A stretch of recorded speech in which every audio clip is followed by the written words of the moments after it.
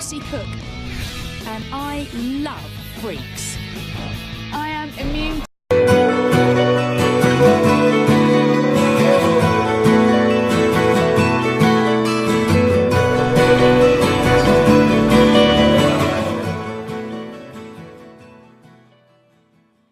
Cute.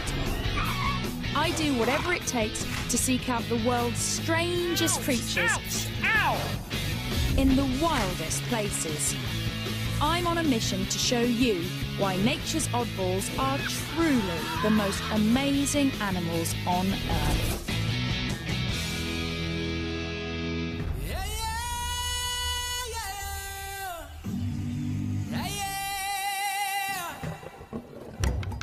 Every year, 8 million tourists flock to South Africa to catch a glimpse of the animal world's superstars.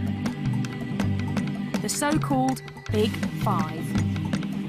But I don't see why they should get all the attention. So I'm here to seek out the ugly, the weird, and the overlooked. My very own odd five. They're animals so bizarre that their strange looks and habits are getting them into trouble. Yet their freaky stories are rarely heard.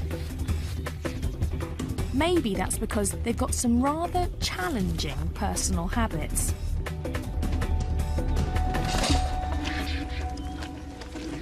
Like vultures that feast on dead and sometimes decomposing bodies.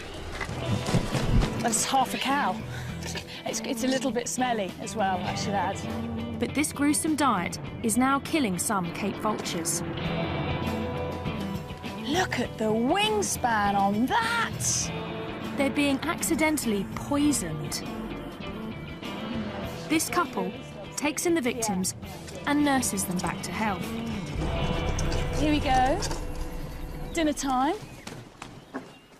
Don't be alarmed if a whole bunch of vultures do come up to you.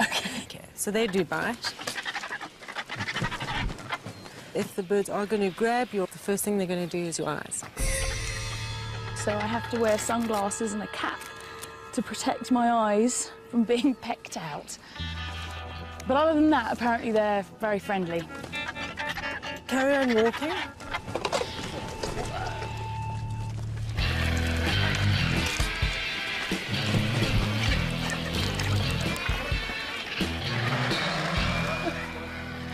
I love all the argy-bargy. Hissing and strutting and posturing. Just careful, careful, careful. Just had a finger. That is not for tea. Ayla over there, her speciality is to go in and quickly grab the liver. She loves the liver. Really? Just like Hannibal Lecter?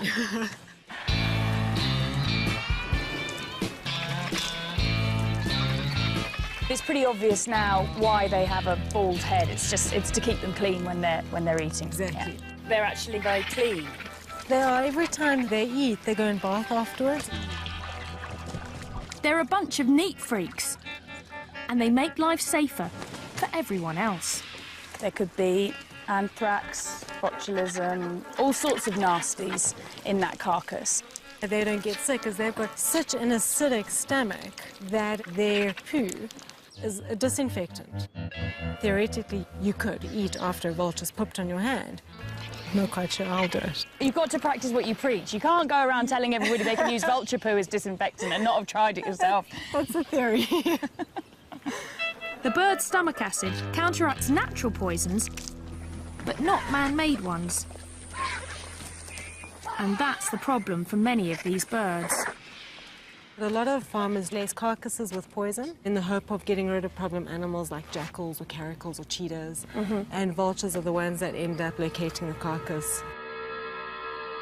Now, after 8 months of rehab, 2 lucky birds are ready to return to the wild. We're going to go and try and catch a vulture. We're after that bird right in the middle. On the Okay. top. Yeah. Now we'll have a good idea how he flies. Here he Check his goes. flying. His flying looks okay. So I'll walk towards this way. Lucy, if maybe you walk close to the perch. Okay.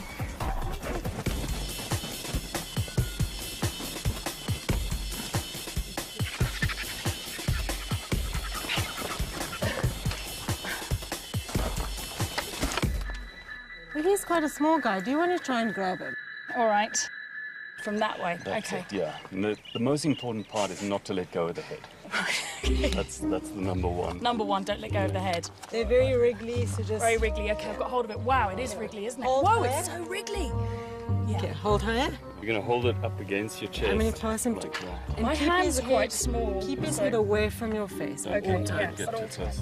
Okay, now you're going to hug him. So I'm going to pass him to you. You're going to kind of hug him. Okay. Okay, you okay there? Yeah, just. Whoa, he's strong. Okay. Have vulture will travel. You're going to turn into the narrow tar road. You follow that all the way up. We take our birds to a spot where they can join other Cape vultures in one of the last surviving colonies. These birds only live in southern Africa.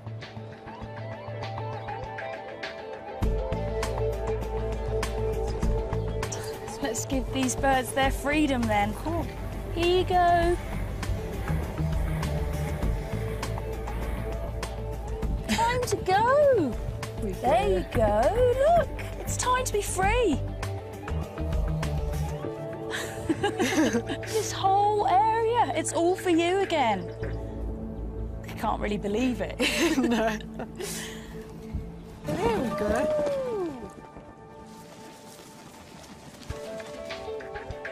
Straight off and heading for home.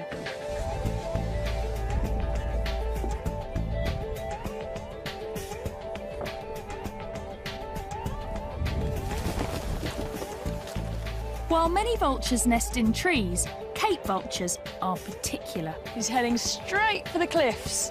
They only nest on high cliffs like these. And there's only one way I can see how they do it.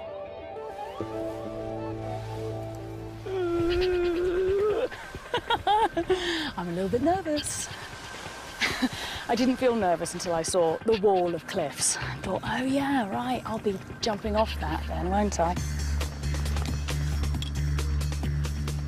Just about to jump off a cliff. What do you get me into? That's Phil, my intrepid producer. Whoopa! Whoa! Oh my word! Oh my god!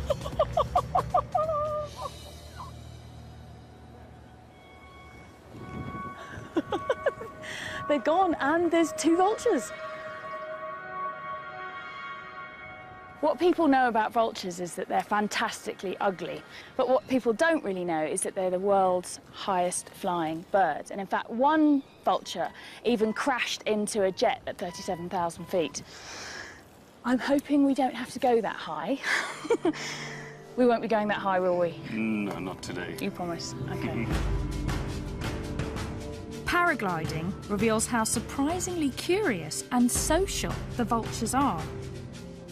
You can see the birds coming out and joining them already. Oh, wow!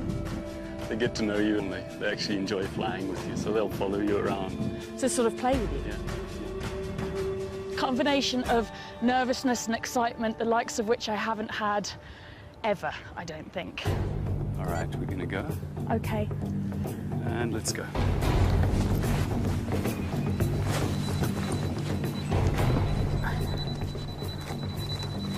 All right, and rotate. Run. Yeah.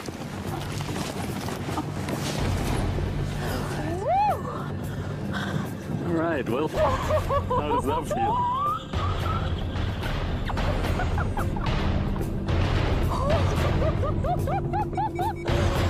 My knuckles are white. It's incredible though. And there are the vultures. Oh my word. Wow, they are all around us.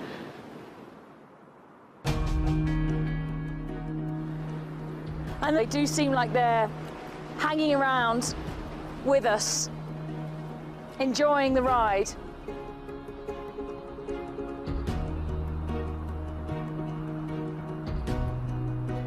This is how you should see them to appreciate their beauty. And their extraordinary skills. So this is the perfect introduction to South Africa. South Africa is made up of all sorts of different micro-terrains, each with their own peculiar creatures. These cliffs are one of those unique hotspots. I can see right over the cliff where they're nesting now. 25% of the world's Cape vultures are nesting in these cliffs. Vultures are paying a high price for their taste for dead flesh. And now, even their keen eyesight is getting them in trouble. A threat I want to know more about. There's a big muti market here. Muti is traditional medicine. And apparently, vultures are a popular ingredient. There's everything here, actually. There's a lot of herbs and plants, and then just a lot of unidentifiable bits of animal. Oh, this was a big snake. Python. It's a python. Is that a cheetah or a leopard? Here you've got a whole baboon. That's what. You've got a lot of stuff, haven't you? Yeah, there are a lot of stuff. This is the wings for the vulture. That's a wing of a vulture. Yeah. Oh my God. Okay. What's your best stuff? What's your biggest seller? Vulture brains. People want vulture brains. That's the big seller, is it? Yeah. How to use this one? You can make powder. Yeah. And then you can put here. And Okay. then you can smell. It helps so you can see to the future, you can see what's coming, and they can give you this to open up your mind. Dimi was once a student of all this, and I've asked her to be my guide. Also, it's good for gamblers. Yeah, it's good for the lotto. The lotto number. Lotto number. Right, okay. As if it wasn't bad enough that they got farmers poisoning them, they're also getting their brains sniffed in order to win the lotto. The belief is that the traits of the animals transfer to the buyers.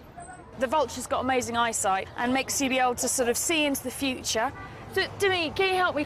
Does he understand that the vultures are endangered and that there's not many vultures left? Okay, ufungwazi ukuthi mhlambe ngevulture wafana noma usala ngembuzi nge-A1. Yeah, I know. Yeah, it's true. But it's a business. Yeah. It worries him, but it's a business. It's part of a tradition begun centuries ago, before other threats put these animals in so much danger. There are clearly an awful lot of endangered species here. This is a scale of a pangolin. I love pangolins. Pangolin scale. A pangolin scale is said to protect you from evil, wrapping you in armour like the animal itself. In 2011, at least 8,000 of these bizarre mammals were seized from black marketeers. Some of them want their scales, while others are after their meat. In China, it's considered an exotic delicacy. They may be the weirdest of the freaky five, and I'm not leaving Africa until I've seen one.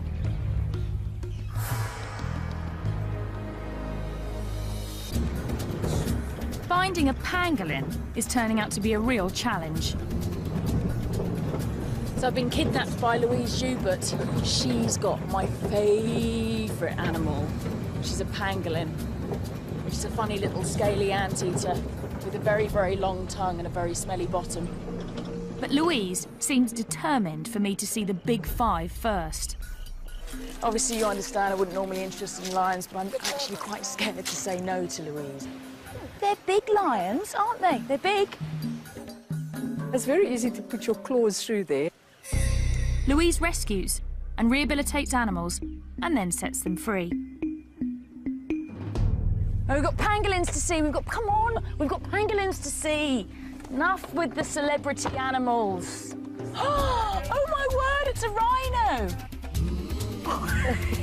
What's it? It's like, do you think my hand's food? Louise, I want to see the pangolin. I want to see the pangolin. Take me to the pangolin, please. Wild dogs.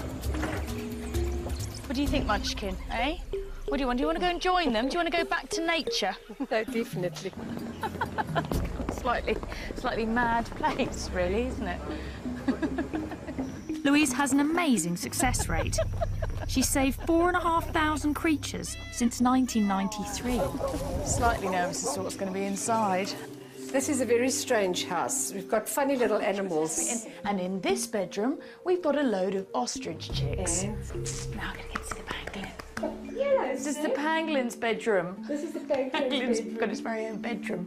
This is the pangolin's teddy bear. And he's been pooping, so we need to just clean that. Here we go. Sid, you stink. I could camp out in the African bush for months and never see a pangolin. Oh, look, he's making into a little ball. They're very shy and secretive. Sid, it's so fantastic to meet you. I've heard so much about you, and I have been desperate to meet you. Oh, he's so strange. His funny little ears. They've got very poor eyesight, apparently, but they've got a very keen sense of smell. And he's like a little pine cone, aren't you, Sid? Sid and his mother were seized from poachers. The mother showed signs of stress and Louise released her. Now she is Sid's mum and has to make sure he learns to survive in the wild. We're on our way to go and find some termite mounds because Sid needs to learn to eat termites. He's an anteater, termite eater. You reckon this is a good one? Pangolins are super specialised for eating termites, with sticky tongues as long as their bodies, and claws that can dig through concrete. Those termite mounds are really hard, so you can see why he needs to have these really big digging claws. We might have termites in there. Yes. Oh. Am I doing this right? Yes, there's the first termites coming out. There's one there. Oh, come on, yeah. I know you don't want to be eating his breakfast. OK, let's try the termite, Sid.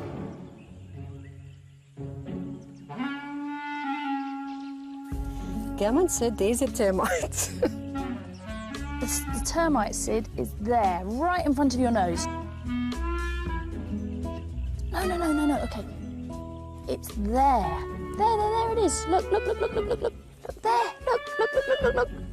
Look, termite.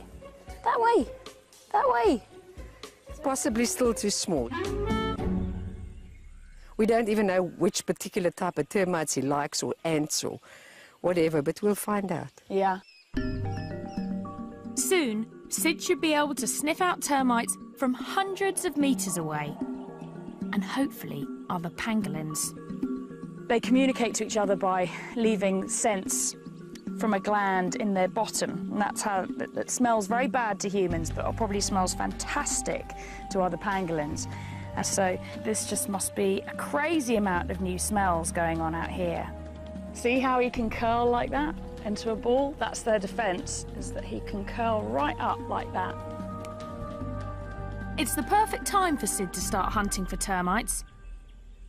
They're emerging from their underground hideouts because the rainy season is starting. Look at that, big storm. But I'm afraid the weather will send the next of the Freaky Five running for cover. That's that pre-storm wind, here it comes.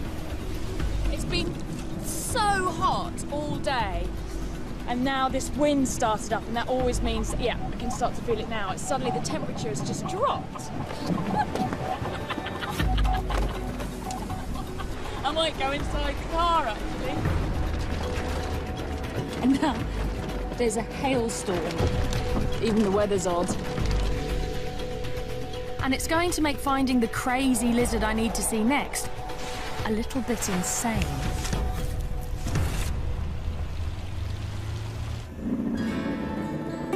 Let's go find some sun gazers. We've travelled in search of this incredibly rare lizard, and hardly anything is known about it, except for the fact it's called a sun gazer. That's a burrow. That's another burrow there. My guess is that means it likes to gaze at the sun. What? Oh, lightning! There's no sun gazers, but there's a lot of lightning. If we were looking for lightning gazers, we would have chosen the perfect day. Sun gazers sell for crazy sums on the illegal pet market. Rain, brain.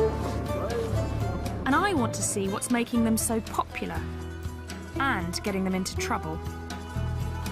The lizard guys are here. I've got 3 experts to help me coax a sun gazer out of its hole. He's shivering. It's shivering shit. I know how you feel. Shivering, Lucky Lucy. Yeah, exactly. We can try and call them out, George. Do you do the call of the opposite sex? Yeah. You've got to have a very sexy call, haven't you, to get that sun gazer out of its hole today? It's coming out. No way.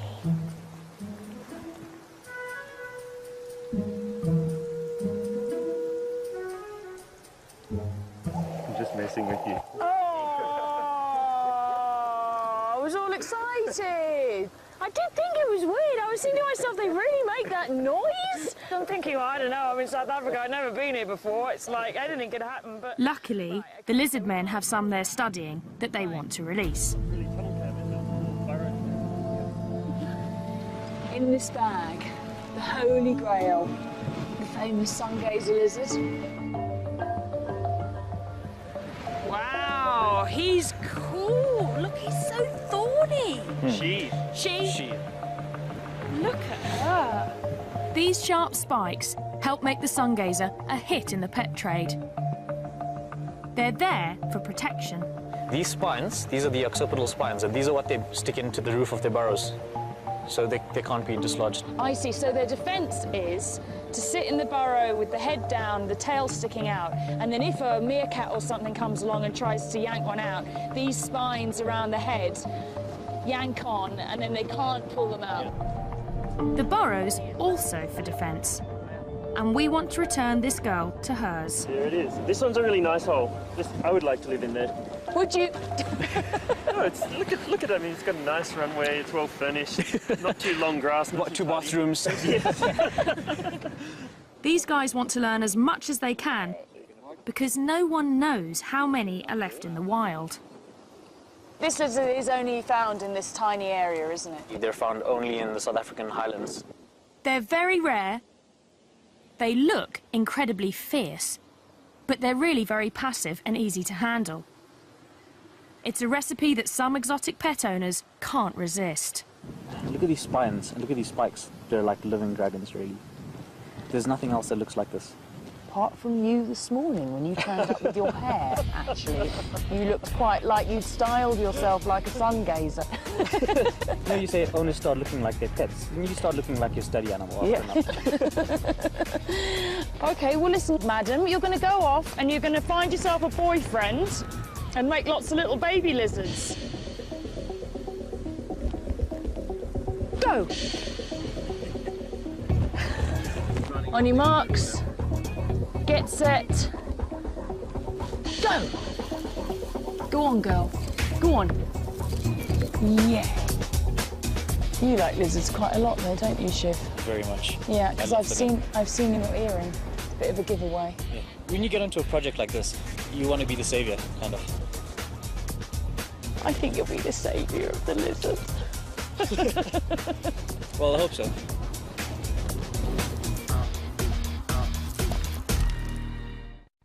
Burrowers like the sun gazer are found all over South Africa, where protective tree cover is in short supply. There's the aardvark, an anteater with the snout of a pig, the ears of a rabbit, and the tail of a cat.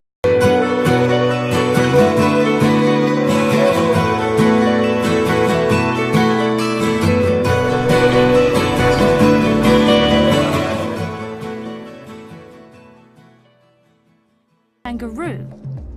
They can weigh as much as a human. Aardvark burrows are often taken over by the honey badger. But the honey badger doesn't give a damn. He's such a badass. But for one of South Africa's oddballs, its protective burrow is turning into its tomb. You won't believe what I'm going to do. I'm going to go and rehouse a spider. We need that. You need a big knife. We need a big knife. This is Donald. Donald Stridon. And Donald's the patron saint of this spider. We're going to do some aggressive research. Aggressive research? We're going to need the relevant equipment here. Donald served in the South African Army and is ruthlessly efficient. Don't want to leave anything behind. You don't want to leave anything behind, no. We're stuck in the bush somewhere. The spider we're after is known as a tarantula in most of the world. Here, it's called a baboon spider. We have water containers, yes, check. Let's take some weather monitoring equipment. Do you need gloves? We need to get camera, GPS. We don't need gloves. Okay. Spider safari. Yeah. So these spiders, they only really live in this area around here. About 150-kilometer radius from where we are now, and that's it. The only place in the world that you find this spider. That's the problem. Throughout southern Africa, tiny areas are home to unique animals found there and nowhere else in the world. Like the sungazer, the Cape vulture, and the golden brown baboon spider. Unfortunately, the spider likes a kind of soil also popular with home builders, and it refuses to move, even when the bulldozers come. It's going to tuck down right under there, panic, and as soon as they cover it over, slow, terrible death. So we absolutely need to move it. So this is an emergency situation? Yeah, this is one. So that's where the spider is. Now, golden brown baboon spiders need very special attention. They're very finicky, and we have to be finicky too. So the technique of capturing the spider is not to make too much disturbance so that we don't spook the spider. The first step is to lure this very sensitive spider out of its hole. Now, Donald has thought this through and has developed a special method, haven't you? Which involves faking a rainstorm. Here comes our rainstorm. You've got to make thunder sounds, eh? That's it, perfect. Just carry on like that. Kay's coming out. She's coming. There we go. You're doing such a good job. So there she is. South Africa's fussy freak emerges. Okay, so Donald's actually blocking its entrance with the knife so that it's now trapped in its porch, basically. It's probably about a 15-year-old spider. 15-year-old spider? Who knew? In 15 years, she hasn't really left that burrow. Wow, okay, so this is a big moment for this spider. Try and get this with my camera. You've got to be so gentle with them. The hair is covering the body. Every about 20th hair is a sensory hair, so they touch things and feel things with that. Here, there we go, beautiful. She's lovely. Wow.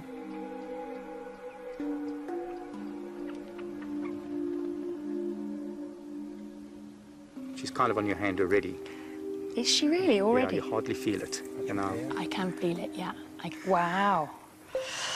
I'm slightly worried she's going to run into my shirt sleeve. She won't run too fast. How long does it take for the spider to build this hole? It took it about 5 to 7 years. That's incredible. I totally understand why it wouldn't want to move. The hole is the spider's life's work. It won't simply dig another once we move it. So that's half the job? Less than half. We need to get a mould of that hole. If you don't shake it properly, it doesn't foam nicely. Yeah. Now Donald is making it his life's work to figure out exactly what the spider likes. That's it. Ooh. Okay, we need to get a GPS reading here. We need to get weather conditions. Donald's quite serious. 24 degrees, 22 minutes. Yeah. So how many spiders do you think in total there need to be relocated here? Well, looking at the map and how many houses are going to be built here, with each house there could be at least maybe 2 or 3 spiders. So multiplied by 200, 300 houses. It's a lot of work. Donald could end up doing this 1,000 times. Meanwhile, our finicky baboon spider still needs a new home.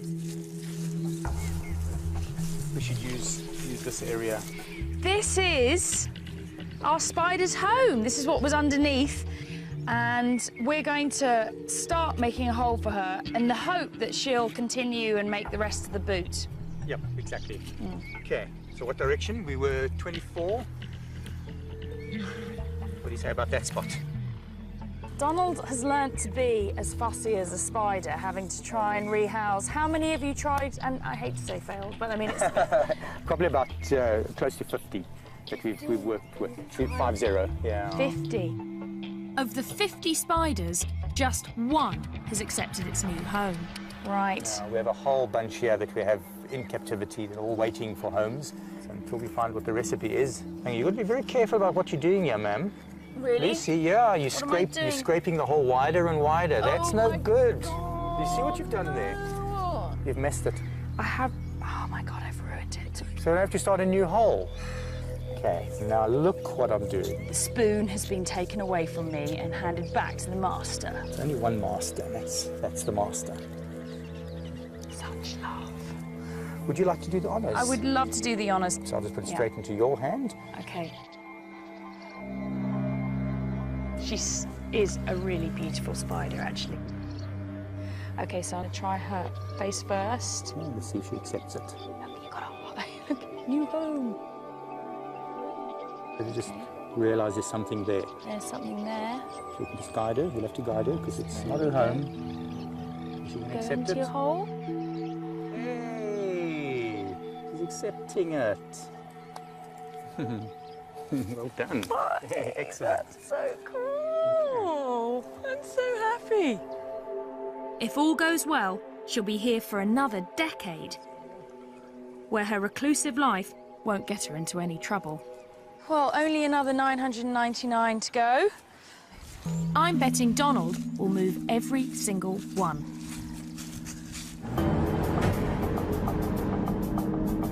The spider would be helpless without Donald. But the last freaks on my safari help each other. And they're paying a steep price for it. They're bold creatures, far stronger and more agile than humans, with fangs longer than a leopard's. But it's the Chukma baboon's brain power that gets him in trouble.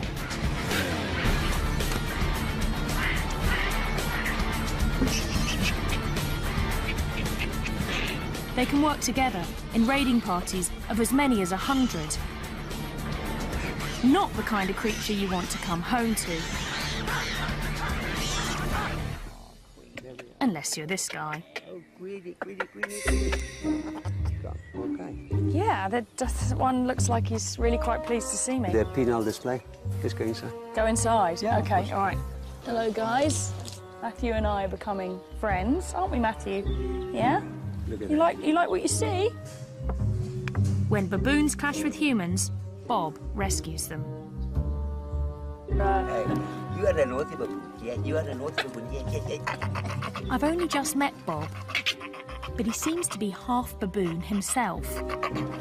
I've been crapped on. Oh, God. Once you're back home, you're going to miss the smell. Really? Do you know what, Bob? I struggle to believe that. So where did these babies come from? Matthew had been saved from a tribal medicinal trade. Others were orphaned when their mothers were shot. They've had a narrow escape, haven't they? Today, many of Bob's baboons are supposed to go back to the wild.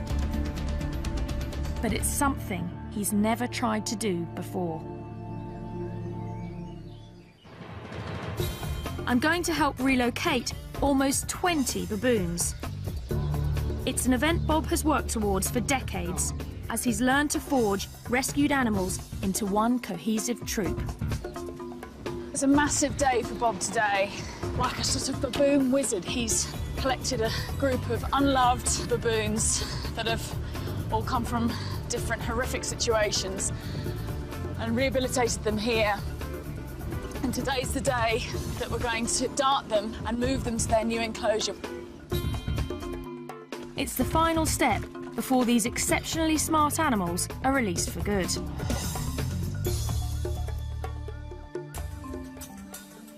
Oh, here they are. Wow.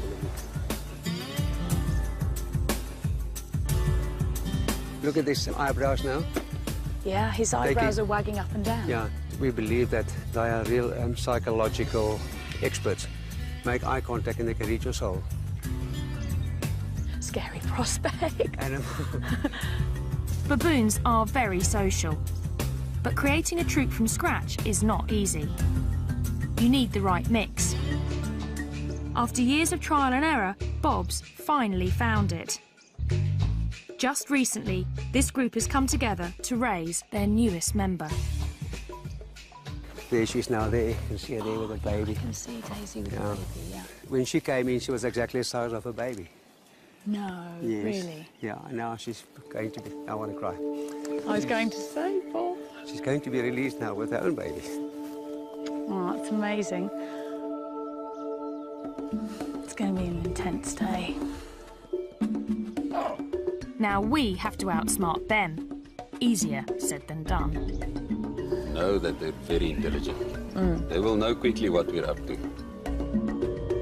And you must be alert. They are potentially very dangerous animals. Okay. I feel quite nervous, actually, because these are big animals. We don't want things to go wrong. First, we lure the animals into a smaller enclosure to sedate them. It's great. Look at that. It's great. Is he going to go in? Looks like a shoulder. He's gone in. One of the lead males that we really wanted to get into the cage early on, we brought him in the cage. Then we get Daisy and the baby. Come on, two more, just two more. Two more. Okay. There you go. Got it? Yeah. Try. We managed to get 8. 8. We got 8. Good.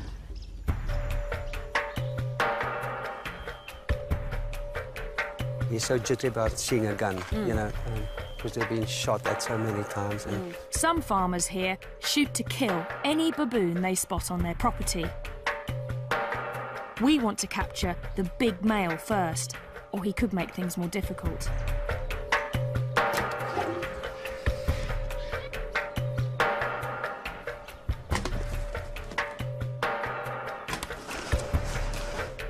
It's really tense. Go for it. Baboons are known to form really strong friendships. I think it's very sweet the way they're all cuddled up next to each other to go to sleep. OK, so now they're under. It's safe for us to go in. To get to the sedated animals, the team has to enter the larger pen, where the rest of the troop is anxiously watching. We're going to get them out as soon as possible. But stand by, Lucy. If something happens, you must pull at the door. OK.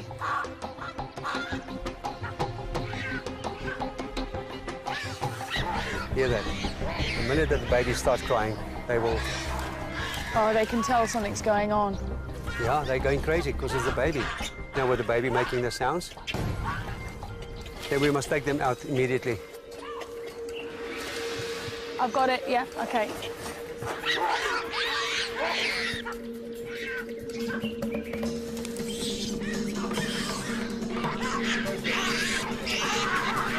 We take away their leader, and the troop really goes berserk.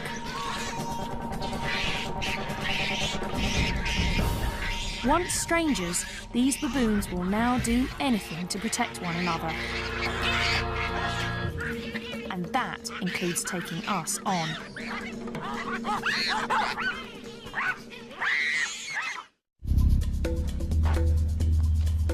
It takes half a day, but we manage to sedate the troop. OK, there you go, Bob. Let go, let go, let go. Let go. Yeah, OK. He's left a message behind. Okay. Each gets a thorough medical checkup to make sure it's healthy enough to survive in the wild. It's a lot softer than you'd expect, given that they walk on their hands all day long. Baboons have evolved to forage on the ground because of southern Africa's lack of forest. Some think that's also why they have such huge canines, to fend off predators. Whoa, look at that. This is for the canine. To feel the back part of it here. I will check. I can feel that. Behind that tooth is razor sharp.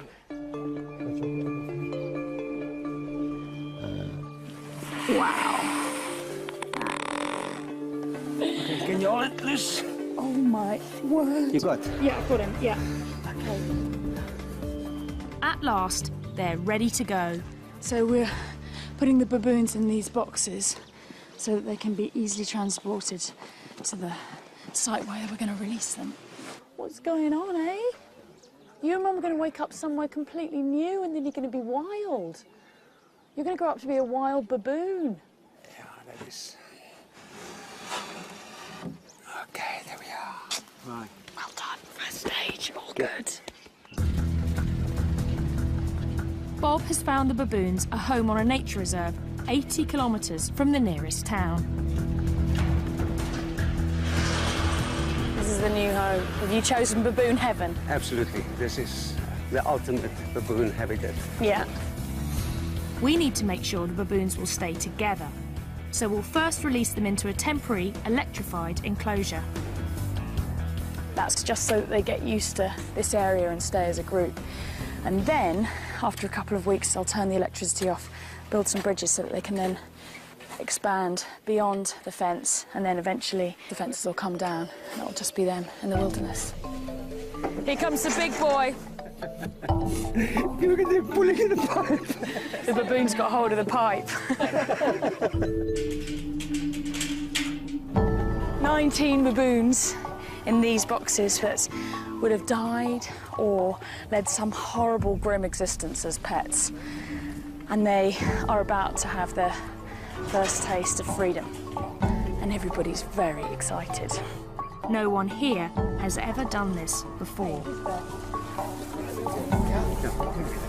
We've got Daisy and the baby in here, and they're going to go in first. Are you guys ready? Yeah. Here comes Daisy, guys. Here comes Daisy. Woo! There she goes. They're kind of looking around like, what the hell happened there? 3, 2, 1.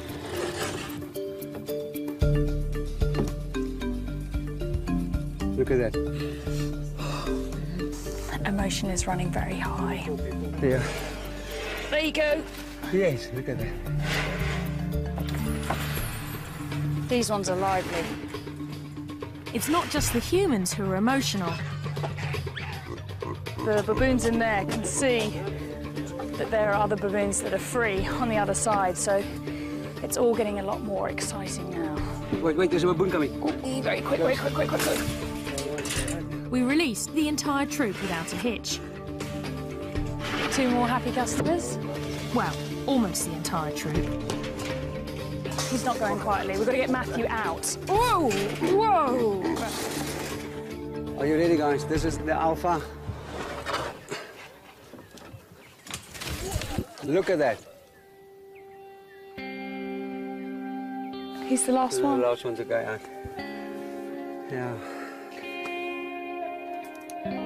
Look at that side, Lucy. Look at them. They are all happy. They're really happy, aren't all they? the talking going on there. It's like the first step into the big world. Yeah. A new world for them, a new experience and freedom. Everybody thinks their society is based on aggression, but it just isn't, is it? It's not. It's not. It's about care. This is a group of animals that come from as far as 1,000 kilometres away from each other, and yet they form this incredibly tight family group now, and they'll do anything to protect each other.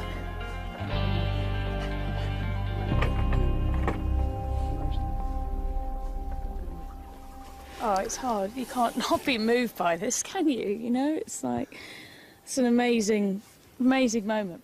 To survive in the bush, these baboons will need every bit of their extraordinary ingenuity.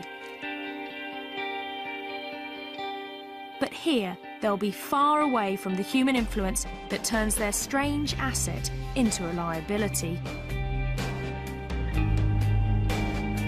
Like the rest of South Africa's Freaky Five, their oddness works in this wilderness.